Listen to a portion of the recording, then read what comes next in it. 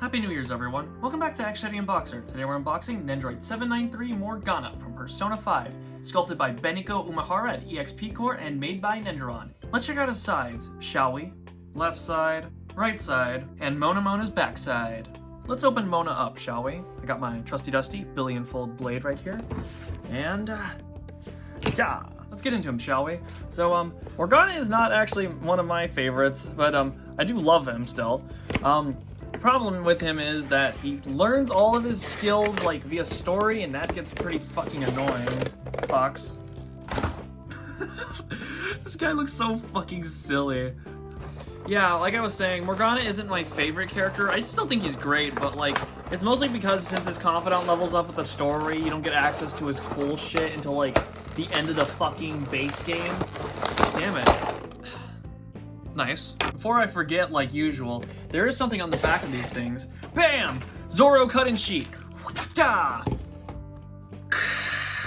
Alright, let's start off with the lovesick feline, shall we? Oh, shit. Whoa! As I was saying, lovesick feline. Dude, this thing feels so, like, weird. Like, it's more of, like, a sweatier plastic than, like, any of the other Nendoroids I've unboxed. He's also really light, too. It's quite unusual, but pretty neat at the same time. Let's just get the stupid things off him. One. I think he's got two more. Nice. Yeah, dude, the head is, like, not heavy at all. I guess they couldn't make it heavy because it would, like, wobble every, like, whoa, whoa, whoa. But, like, man, it's really, like, fucking hollow inside, like, really light. Alright, let's analyze this unusual Nendoroid, right? So, like, this thing's not heavy at all, which is... I guess they made it hollow so it wouldn't bend, like I said, but, like, the arms move forward. They got little paw prints. It's adorable.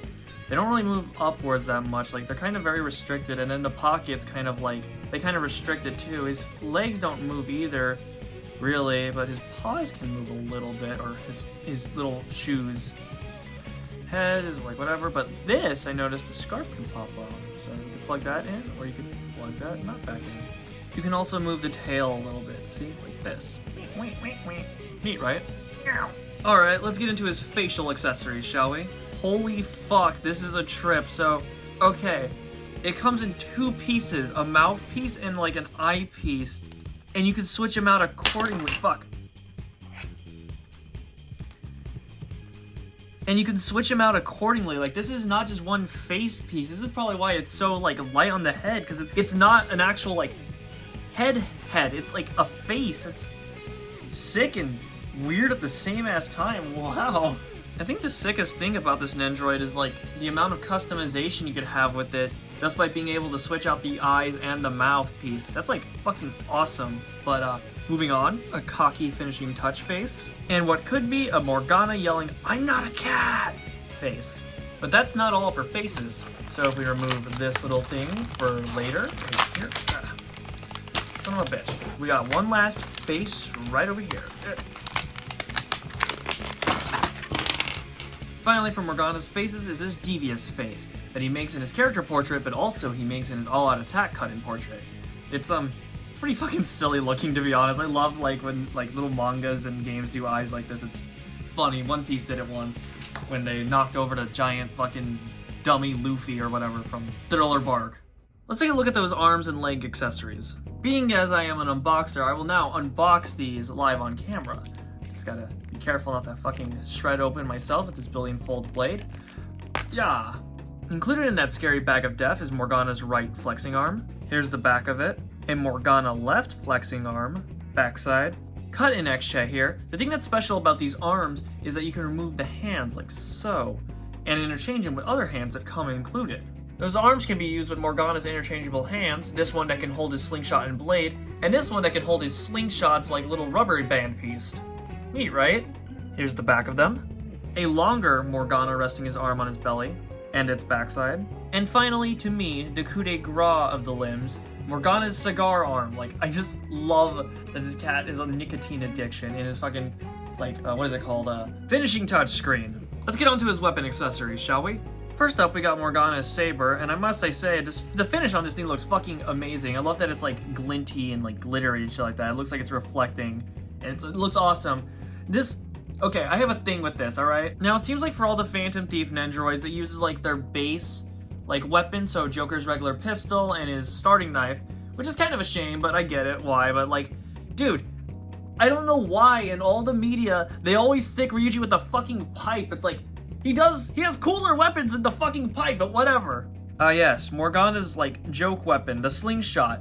Now, later slingshots are actually pretty fucking powerful and sick, but the regular one is just like a fucking kid's toy. It, like, literally is just, like, shoots BBs. It's not a fucking gun. I don't know how the shadows get all scared by this piece of crap, but whatever. Looks cool. Let's show it off in a little bit, alright? Finally, for the accessories, the coup de grace of accessories.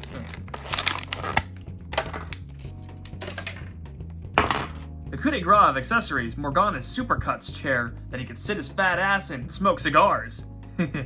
Oh, this thing looks fucking sick. It feels nice too. It's got some nice weight to it. And you don't have to attach this to any stand, so, you know, you just sit it down. Sick. I almost forgot the instruction manual. It tells you about the parts on the Nendoroid. Of course, let's not forget our Nendoroid stand right here. And its Nendoroid holder. You plug the holder into the stand like so, and then you can plug this into your Nendoroid. Sick, right? For something a little bit more exciting, here we got Morgana's Zoro summoning portrait. We're just gonna remove it from this little plastic prison. Yeah. Sick, right? And we can hold it on this neat piece, which is a cutout holder. And we just place it on here like so. I think there's a bit of film on these things that protect it that you can remove, but I ain't gonna remove that right now. So, yeah. Persona! Let's get on to the Mona poses, shall we? A little bit of a warning for the Morgana Nendoroid, but due to the material they made his head out of, he's very slippery if you have very perspirative hands like me, so it's very hard to remove his fucking face. But, whatever, moving on to the poses. For the first pose, we got a, who do you think you're calling a cat, you stupid carnal blonde monkey?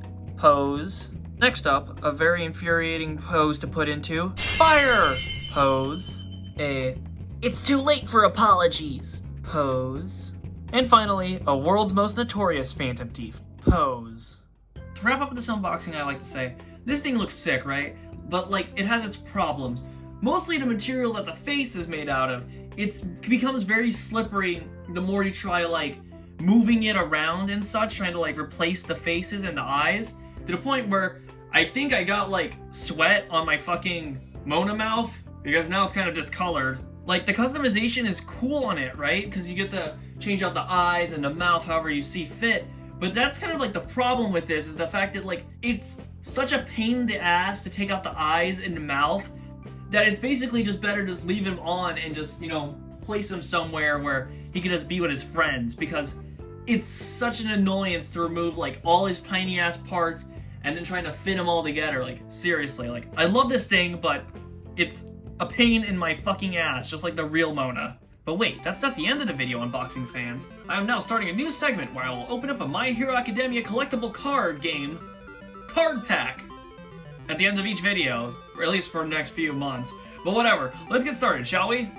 I think we open up like this. Yes! First try. Here I will get a blind bag of cards, and I will open it like Max Mofo does, or some shit. So, just try to open this. Fuck. Alright, I got it open. Let's see what we got, alright? Alright, I think I moved the first card to the back or something. That's like Pokemon logic, but let's see what I got, alright? Let's see what the rare, alright? Holy shit! That's... that actually looks pretty fucking awesome. Texas Smash All Might. It's kind of holographic. That's actually fucking awesome. Nice. Let's see what else we got. We got Cringe Shigaraki. Oops. Base Kyokujiro. Based All Might. Wait, that's not a fucking All Might card. It's a Nomu card. Based Kirishima. Based Fumikage. Denki. Uraraka. Ida. And Gross Shigaraki. So, hey, we got a pretty sick one, right? This fucking awesome-ass All Might. Let me try to get that glare out of the way. I don't know how to play this game at all. I want to learn again, but I never played it, but this looks fucking cool! Man, what an awesome card to start this new year off with, along with an awesome Nendoroid, but besides its problems, I still think this is going to be like a great start for 2024.